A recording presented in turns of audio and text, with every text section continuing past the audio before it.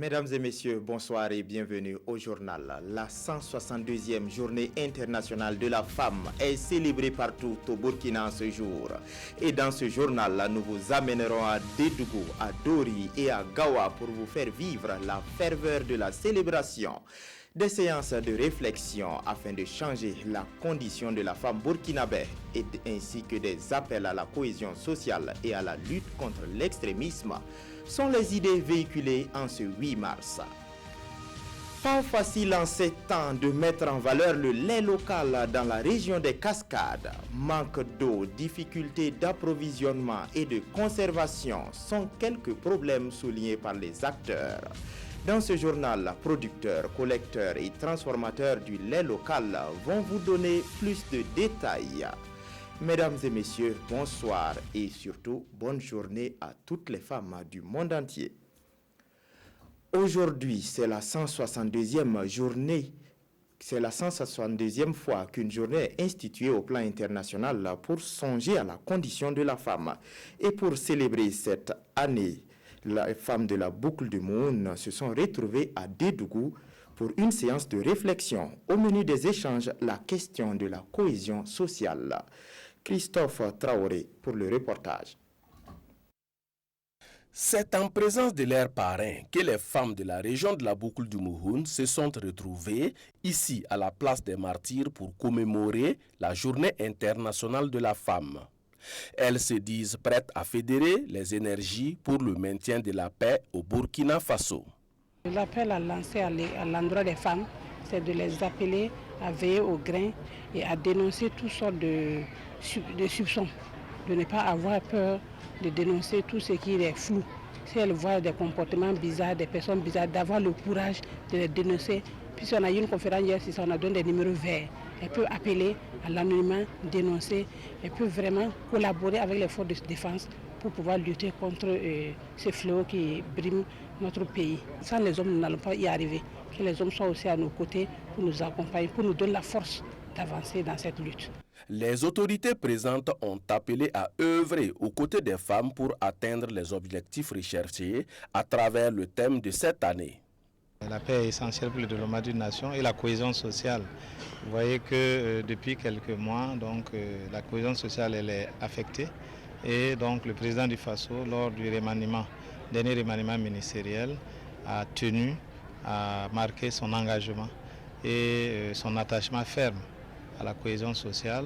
Donc je souhaite qu'à travers cette cérémonie, on puisse continuer de réfléchir et apporter aussi des solutions aux préoccupations évoquées à travers le thème. Avant de se retrouver ici à la place des martyrs, les femmes se sont entretenues au cours d'un panel sur le thème « La contribution de la femme à l'édification d'un Burkina de sécurité, de paix et de cohésion sociale ». À Dori, la célébration de la Journée internationale de la femme a permis de jeter à nouveau un regard sur les conditions de vie de l'autre moitié du ciel. Ce fut également des moments pour s'engager à l'édification d'un Burkina Faso de sécurité. Ibrahim Kagone Sédouzon. La 162e Journée internationale de la femme, célébrée en toute sobriété à Dori. Et devant les autorités régionales, les femmes du Sahel ont pris l'engagement de jouer pleinement leur participation à l'édification de la paix et de la sécurité dans le Sahel. Celle qui donne la vie, elle est plus sensible pour pouvoir au moins rétablir la paix et au moins intervenir en cas de conflit. Et comme l'adage le dit, derrière un grand homme, c'est qu'il y a une grande femme.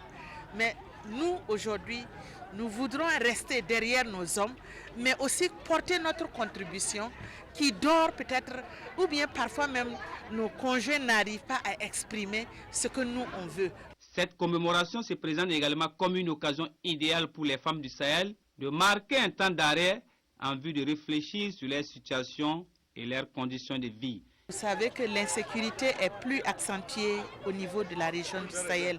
Et nous avons des déplacés. Et le plus souvent, c'est les femmes et les enfants qui en pâtissent le plus. Pour les autorités de la région du Sahel, les femmes ont toujours joué le rôle d'intermédiaire dans les situations de conflit en facilitant la communication et les négociations. Elles les invitent à s'engager davantage dans la lutte contre l'insécurité. Comme on le dit souvent, elle a un sixième sens pour détecter ce qui ne va pas. Donc si la femme s'engage effectivement à jouer ce rôle pleinement, il n'y aura pas de problème. À travers la construction d'un monde de paix aussi, et ce n'est pas un secret que de plus en plus de femmes dans notre pays sont dans les forces de défense et de sécurité et contribuent par leurs efforts aussi à la construction de la paix. Les femmes du Sahel ne sont pas impliquées dans les sphères de décision à tous les niveaux, d'après la représentante des femmes. Sur les 26 communes que compte la région, aucune femme n'est à la tête d'une commune.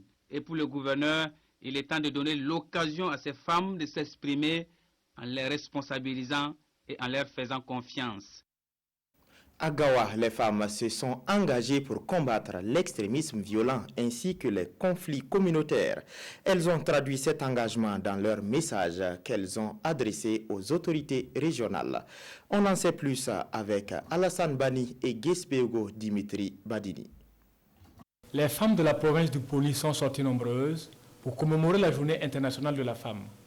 Placée sous le thème « Contribution de la femme à l'édification d'un Burkina de sécurité, de paix et de cohésion sociale », les élus du jour, par cette réflexion, donnent de la voix à bouter l'extrémisme violent hors de nos frontières. Le Burkina Faso, à l'instar de certains pays de la sous-région, est au cours de ces dernières années en proie à des remous sociaux et des attaques terroristes qui ébranlent l'unité nationale de la stabilité du pays.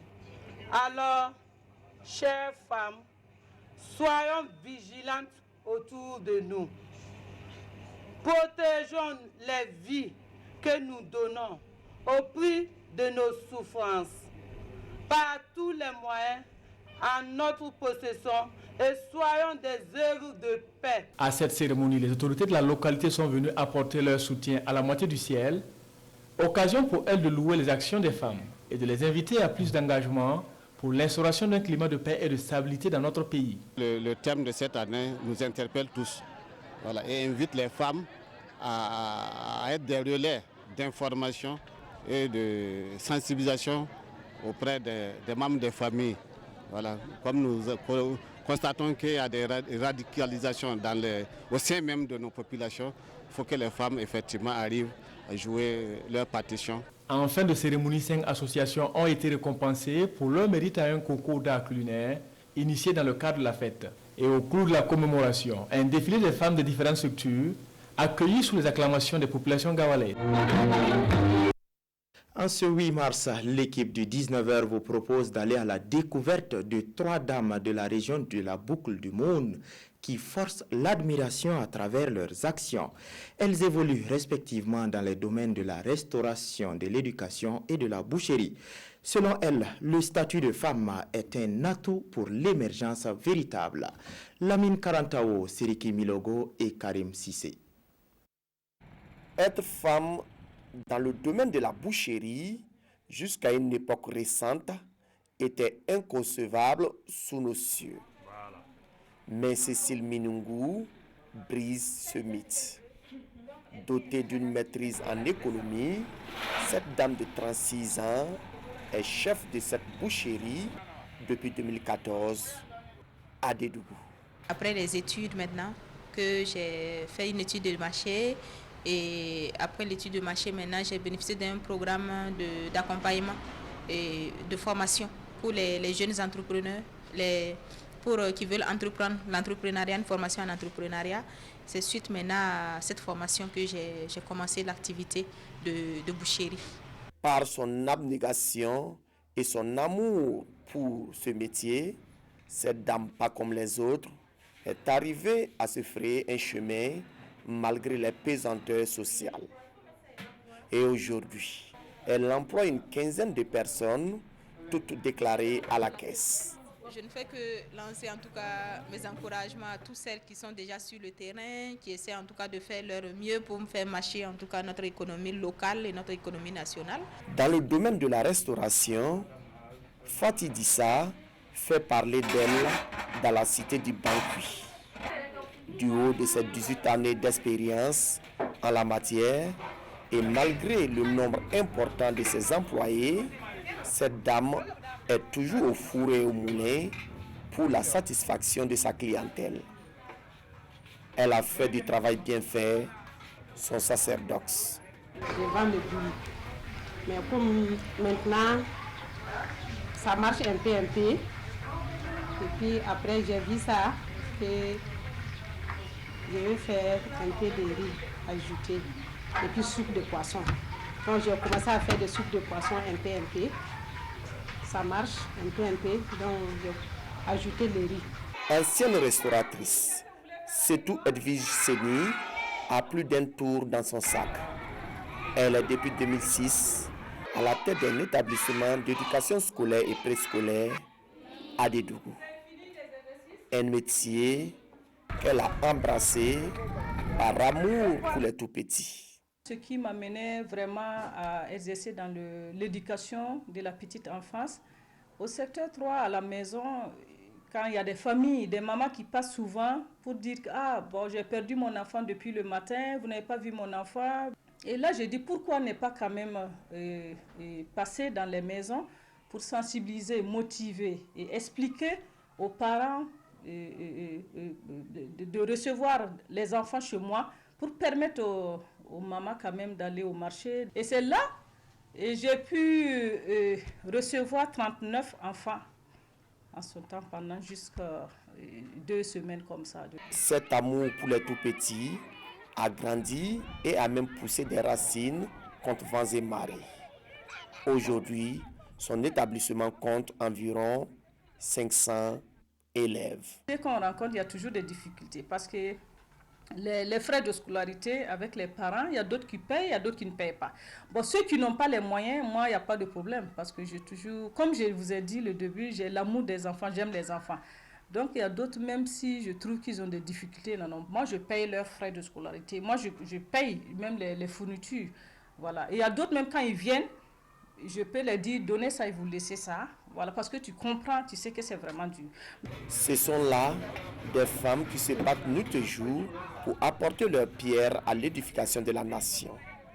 Pour elles, que l'on soit diplômé ou pas, évoluant dans l'administration formelle ou informelle, chacun a un rôle à jouer pour sa patrie. Elles ont une conviction commune, c'est au bout de l'effort qu'on trouve le réconfort. Et en prélude à la célébration du 8 mars, les femmes musulmanes et catholiques de Bobo-Dioulasso ont apporté un soutien spirituel aux forces de défense et de sécurité. À la grande mosquée de Dioulasoba et à la paroisse Sainte-Famille de Tounouma, elles ont prié pour une paix durable. Lamine Karantao Moumouni Baro pour le compte rendu. Elles sont nombreuses à prendre d'assaut la grande mosquée de Dioulasoba pour soutenir les FDS dans leur combat contre l'insécurité. Les femmes musulmanes venues des différentes localités des Hauts-Bassins décident donc de célébrer la fête de la femme à travers une prière. Pour la même cause, les femmes chrétiennes se sont donné rendez-vous à la paroisse Sainte-Famille de Tounouma. Une action saluée ici par la ministre du Développement de l'économie numérique et des Postes en compagnie de l'épouse du président de l'Assemblée nationale. Au-delà de la prière, elle s'engage véritablement à travailler, à faire en sorte que notre pays, le Burkina Faso, soit un pays très sécurisé, soit un pays de paix où il y a la cohésion sociale. Les femmes ont décidé de travailler à renforcer la cohésion sociale. Et vous savez que la femme est le ciment de la famille Sima, donc de la société. Donc il est important, elles ont vraiment pris conscience et elles ont décidé de travailler aux côtés des hommes, aux côtés du gouvernement, pour que le vivre ensemble soit vraiment facilité, que la cohésion sociale soit une réalité dans notre pays. En plus de la prière, les quêtes sont initiées pour participer à la stabilité du pays. Elles ont décidé courageusement de passer à l'acte, de passer à l'action et de contribuer pour accompagner le gouvernement à arriver finalement à neutraliser la menace terroriste dans notre pays et à faciliter la cohésion sociale. Et les femmes ont décidé de faire mieux ce qu'elles font d'habitude pour contribuer donc au développement économique et social de notre pays. La contribution des femmes est prévue pour remettre au gouverneur de la région de Haut-Bassin lors de la célébration de la journée du 8 mars pour soutenir l'effort de guerre. Tout autre chose à présent et nous parlons des difficultés de la filière lait dans la région des Cascades. Les producteurs, collecteurs et transformateurs sont confrontés à des problèmes d'approvisionnement et le peu d'approvisionnement souffre de problèmes de conservation. Bitibié, Naon, Mireille, Carole Tougma sont allés à leur rencontre pour comprendre. Relever les difficultés de la filière lait afin de trouver des voies et moyens pour y remédier, c'est tout l'enjeu de cette caravane de presse dans les mini-laiteries des Cascades. Et des difficultés, les acteurs de la filière lait en rencontre de la production à la collecte. Nous sommes dans un nouveau contexte où le changement climatique est en train de jouer pas mal de choses. Et avec l'ensablement des cours d'eau qu'on a réellement, on n'a pas d'eau. Et c'est des réalités qui freinent beaucoup la production du lait au niveau de la région des Cascades. Nous ne savons pas comment conserver le lait. Nous ne maîtrisons pas les ustensiles de conservation. Nous avons besoin aussi de formation. Autre maillon de la chaîne, même réalité.